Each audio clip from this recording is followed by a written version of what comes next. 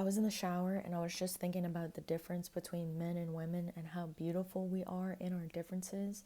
And like a lot of women don't know that we don't run on the same clock as men. Like men run on a 24-hour hormone clock, meaning that their hormones are relatively the same every day. But us women, because we have a cycle, we work on a 28-hour clock, which means that too, if you're under high stress, like a lot of females right now, we're stuck in that fight or flight. We lose and dysregulate in our menstrual cycle because the body, when it's stressed, like when I'm stressed, like the body doesn't want to do reproductive. It doesn't want to do libido, right? Our libido is dropped, insulin resistance, right? We're in the stress response. So us women, like we're meant to be intuitive creatures. Like we're not always meant to be like on and feeling like perfect all the time. Like sometimes we go through more bloated phases during the month, or like even this past, like we just had a full moon last night. I always feel so dehydrated, and I feel like I get my period symptoms around the full moon if I'm not exactly lined up with it. I will feel like I had this last week leading up to it. I woke up one day and I don't usually get headaches a lot. Like I try to stay hydrated and, eat my nutrients like I'm always talking about.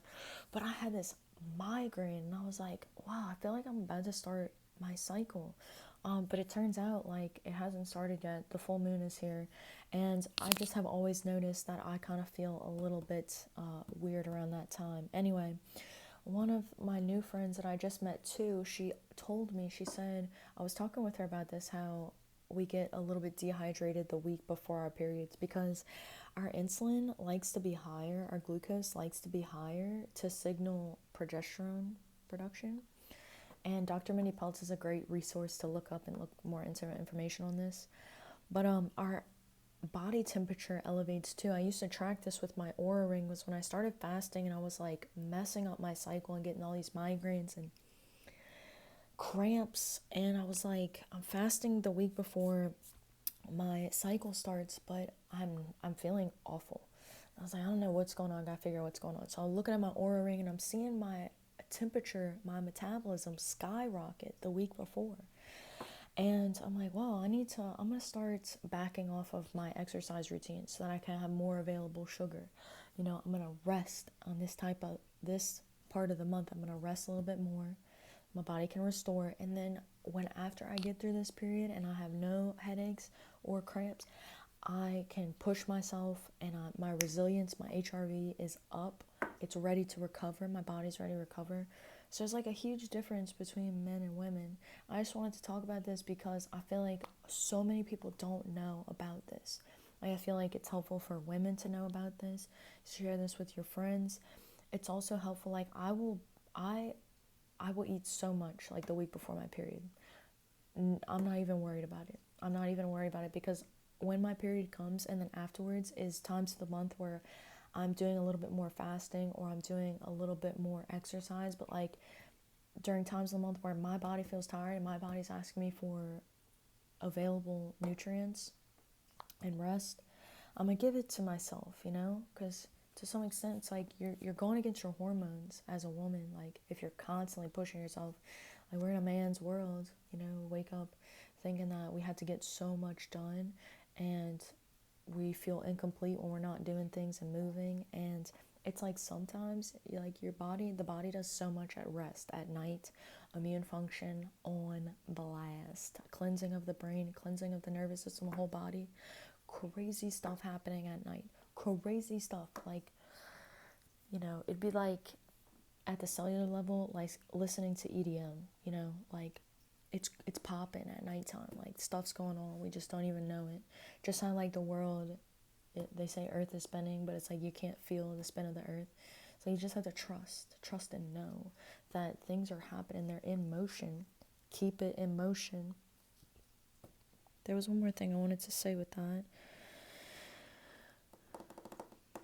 Oh, this girl at my work, she said that she was starting to get like a UTI the other day. She was like stressed, and she says she has a history with getting UTIs. And she said it was weird that I was talking about that because the week before her period, she would get like many UTIs. And I was like, that's your body asking for minerals and nutrients, and it's telling you that It's like you need rest. Like our bodies, like they get stressed. Women, like too, I have this theory. So I started weight training a lot less. So when I first started, like I would go every day. I was doing so much cardio, hours cardio. And when I started weight training, I was also weight training a lot. And, as I started to learn more about my cycle, it was like, wow, I'm doing a lot less, but I'm actually getting more benefit. So I just had a theory like from my own experience, a theory from my own experience, when I rest, when my body is asking me to rest during parts of my cycle, my body thanks me for it. Like I'm in flow with my hormones and my body, like it's like I feel so much better. And then when I'm pushing myself in those parts of my phase where I feel like I can push myself and bend and flex and come back together like nobody's business, recovering, then I push myself. But other than that, like, there's nothing wrong with taking it easy. And again, like, when you sit and do nothing, when you're sitting and meditating and slowing down and breathing, like, so much is happening. I try to do this one deep, deep, deep, deep breath. And it's helpful. I always think of this diagram of the brain. It's helpful to see visuals. So I take this really super deep breath in, and I'm going through different parts of the brain and relaxing and allowing energy to move through those parts. If you've ever weight trained, you become conscious of moving this energy, feeling it into a particular area of your body to stimulate that more while you're under tension. You're focused on it. So I try to do that when I'm taking this really deep breath in. It's a single breath. I call it the infinite breath. Taking this deep, deep breath in, relaxing and releasing everything, especially the front. I try to picture, this is the brainstem where we experience. The brainstem is like the most primal part of the brain, and then we branched out and started using more of the frontal cortex, but the primal regions, like that's where we tend to hold. That's where a lot of our stress is held. And I hold a lot of stress also in the back of my eyes. So I also try to go back towards the occipital lobe. I go towards my cerebellum. You can, I don't know, it might sound dumb to you that all this might not make any sense to you. But you could also try it and see, what happens. For me, I always feel like when I do that breath, and it's the longest breath I can ever do, I try to expand the lower part of my abdomen as well. Afterwards, after I do that, and I slowly let my breath out and my body re-regulate, I feel like I've woken up from a little cat nap. That's what it feels like. Little cat nap. Little recharge, little reset. Because you're communicating with like your vagus nerve. People know about the vagus nerve. Communicate with your whole nervous system, your biochemist, through your respiratory rate. It's so beautiful. All disease states, a body under distress will breathe at a faster rate. We age. At the rate in which we breathe, we oxidize. So, the lower and slower you go, what it looks like throughout life, you can live a little bit longer, and it doesn't really matter about longevity, but it matters about quality in that present moment. And something really easy to think about is smoking. The habit of smoking, we know, like, oxidizes the body at a fast rate. And so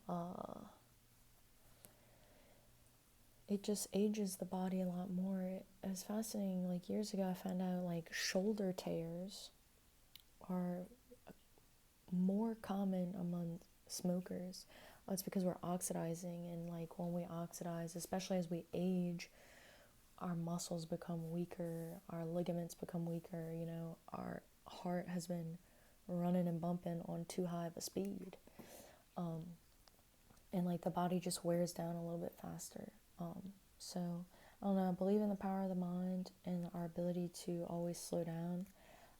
But it's definitely important to surround ourselves with things that help our mitochondria, and those are our most important things for rate of oxidation is mitochondria. So Stick towards the light. Always. You'll be alright. Always. So you can like, share, and subscribe if you found this helpful. But as always, I do wish you the best of luck.